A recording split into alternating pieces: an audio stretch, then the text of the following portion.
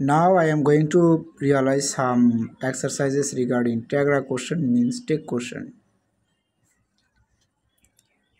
He reads book. সে বই পড়ে।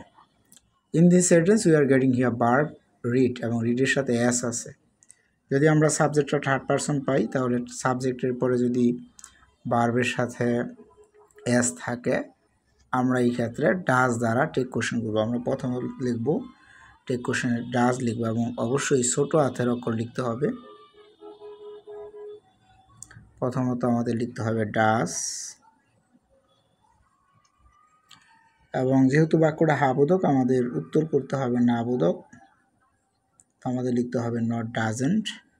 Not সংক্ষিপ্ত আকারে লিখতে হবে এবং একসাথে লিখতে হবে। প্রথম সাবজেক্ট হি, এটা বলবে সবার পরে, উত্তর হবে ডাজেন্ট হি। 2 নম্বর সেন্টেন্সটা উই প্লে ক্রিকেট। এই জায়গায় প্লে হচ্ছে ভার্ব, ভার্বের এস বা ইএস নেয় এবং মূল ভার্বের প্রেজেন্ট ফর্ম উই হচ্ছে plural number subject first person. তো যেহেতু ভার্বটা প্রেজেন্ট ফর্মে আছে আমরা টেক কোশ্চেনের উত্তর লিখব ডু। সংক্ষিপ্ত আকার নট দিব যেহেতু নট নাই ডন্ট, আর প্রথম সাবজেক্ট উইটা সবার পরে লিখতে হবে ডন্ট উই।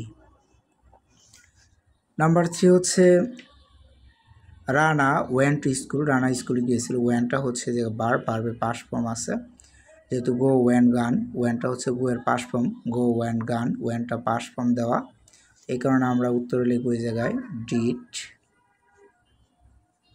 নট নাই, সংক্ষিপ্ত আকার আমরা লিখব নট ডিডেন্ট। আর প্রথম সাবজেক্ট যে রানা, এই রানা এর প্রনাউন আমরা এই পাশে ব্যবহার করব। রানা যেহেতু ছেলে এই কারণে দিব আমরা হি, আর মেয়ে যদি থাকতো তাহলে দিতাম আমরা শি। আর বহুবচন যদি একের অধিক সাবজেক্ট বোঝায় তাহলে আমরা ব্যবহার করব দে। আর যদি কোনো বস্তুগত প্রাণী এরকম কোনো সাবজেক্ট বোঝায় তাহলে এর প্রনাউন এক বচন আমরা ইট ব্যবহার করব। নাম্বার 4 হচ্ছে আই এম এ স্টুডেন্ট। আমি একজন ছাত্র। I am I student. এই বাক্যে হেল্পিং ভার্ব আছে বি ভার্ব এম। তো এম এর সাথে আমরা নট যোগ করবো, যেহেতু হাবোধক বাক্য টেক কোশ্চেন করতে হবে না বোধক, তো এম নটের সংক্ষিপ্ত রূপ হবে আর নট। আমরা জানি রুল পড়ছিলাম আর নট, আর আইটা হবে সবার পরে। আই সবসময় বড় হাতের অক্ষর লিখতে হবে। পরের যেই নাম্বার 5 যে সেন্টেন্সটা হি ক্যান সাকসিড, সে সফল হতে পারে, এই সেন্টেন্স আমরা দেখতেছি হেল্পিং ভার্ব আছে, মডাল ভার্ব আছে ক্যান। আমরা শূন্যস্থানে উত্তরে লিখব ক্যান লিখব প্রথমে। বাক্যের ভিতরে নট নাই, তো সংক্ষিপ্ত আকার আমাদের নট দিতে হবে। আর যদি নেগেটিভ বাক্য থাকে তাহলে অ্যাফার্মেটিভ টেক কোশ্চেন হবে। প্রথম সাবজেক্ট হি, আমাদের হিটা বলবে সবার পরে। তারপরে নাম্বার 6 হচ্ছে উই শ্যাল ডু ইট। এই বাক্যে হেল্পিং ভার্ব বা বলতে মডাল ভার্ব আছে শ্যাল, আমরা লিখব শূন্যস্থানে শ্যাল, তবে শ্যালের সাথে নট যোগ করলে আমরা জানি শ্যাল নটের সংক্ষিপ্ত রূপ হয়,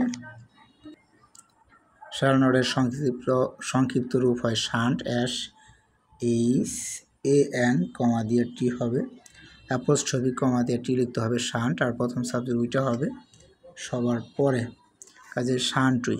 নাম্বার 7 ফাদার ওয়ার্কস হার্ড। এই বাক্যে ওয়ার্ক হলো ভার্বের এস আছে, তো আমরা লিখব ডাস।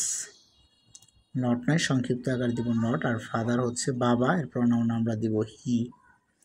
নাম্বার 8 হচ্ছে ডু নট। বাক্যের শুরুতে ডন্ট আছে। This is imperative sentence, we are not getting any subject. So imperative বাক্যের ক্ষেত্রে অনেক ধরনের নিয়মে হয়, তবে আমরা রুলসে পড়ছিলাম যদি কোনো বাক্যের শুরুতে ডন্ট পাই তাহলে আমরা ব্যবহার করব উইল ইউ। আপনারা যে কোনো বাক্যের ক্ষেত্রে যখন এই ডন্ট পাবেন বাক্যের শুরুতে টেক কোশ্চেন করতে বলে, ওই সময় আমরা উইল ইউ ব্যবহার করলে ডাইরেক্ট উত্তর হবে, কোনো টিচার কখনো কাটবে না।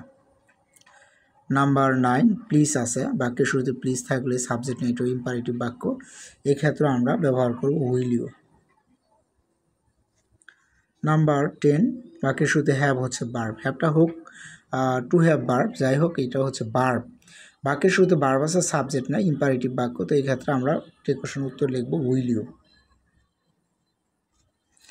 বাক্যের শুরুতে যদি লেট হিম থাকে, let him, let her, let me, late them, এগুলো থাকলে আমরা উইল ইউ নর্মালি উত্তর লিখব উইল ইউ।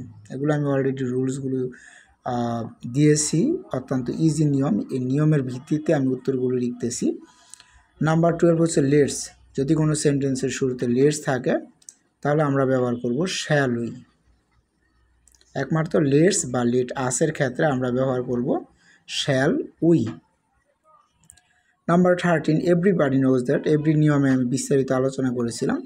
এভরিবডির প্রনাউন যেহেতু দে হয়, এর প্রনাউন এভরিবডি, এভরিওয়ান, নোবডি, নোয়ান, নান, সামবডি, এনিবডি এগুলোর প্রনাউন যেহেতু দে হয়, সেহেতু দের ক্ষেত্রে সাবজেক্ট ভার্ব এগ্রিমেন্ট মিলে এরকম ভার্ব ব্যবহার করতে হবে। বাক্যে ভার্বের প্রেজেন্ট ফর্ম আছে নো, অ্যাস থাকা সত্ত্বেও আমরা ডাস ব্যবহার করতে পারবো না, কারণ এভরিবডির প্রনাউন দে হয়। দের ক্ষেত্রে ডাস আসে, মানে ডাস দের ক্ষেত্রে ডাস হয় না, এই কারণে আমাদের লিখতে হবে প্রেজেন্ট ফর্মের ঘটনায় ডু, নট নয় সংক্ষিপ্ত কারণ নট ডন্ট। আর এভরিবডি এর প্রনাউন আমরা ব্যবহার করব দে, ডন্ট দে। নাম্বার 14 বলছে নোবডি নোজ দিস। নোবডি, নোয়ান, নান এর প্রনাউনও আমরা জানি দে হয়ে যায় এভরির মতোই। এই ক্ষেত্রেও অ্যাস থাকে, অ্যাস থাকলেও আমাদের প্রেজেন্ট ফর্ম ভার্বটা আছে, অ্যাস থাকা সত্ত্বেও আমরা ডু ব্যবহার করব না, করব ডাস ব্যবহার করব না, করব ডু। নোবডি নেগেটিভ ওয়ার্ড, এই কারণে নট বলবো না। নোবডির প্রনাউন হবে দে, উত্তর হবে ডু দে। আর নাম্বার 15, এটা হলো আমাদের লাস্ট এক্সারসাইজ আজকের জন্যে। We he hardly reads newspaper. রিডের ভার্বটা হচ্ছে রিড, রিডের এস আছে, এই কারণে আমরা ব্যবহার করব ডাস। এই হার্ডলি শব্দ থাকলে নট বসে না, আমরা নটটা ইউজ করব না, শুধু ডাস দিব। প্রথম সাবজেক্ট হিটা আমরা সবার শেষে দিব সাবজেক্ট। এবং ইন্টারগেটিভে মানে এই টেক কোশ্চেনে অবশ্যই আপনাদের কি করতে হবে, টেক কোশ্চেন করা হয়ে গেলে নিচে আন্ডারলাইন করবেন এবং পাশে প্রশ্নবোধক চিহ্নটা অবশ্যই ইউজ করতে হবে। এবং পরীক্ষায় অবশ্যই আপনারা টেক কোশ্চেন ফাইনাল পরীক্ষায়, বোর্ড পরীক্ষায় আপনারা অবশ্যই টোটাল উঠাবেন এবং উঠানোর পরে পাশে উত্তরগুলো করবেন। Thank you.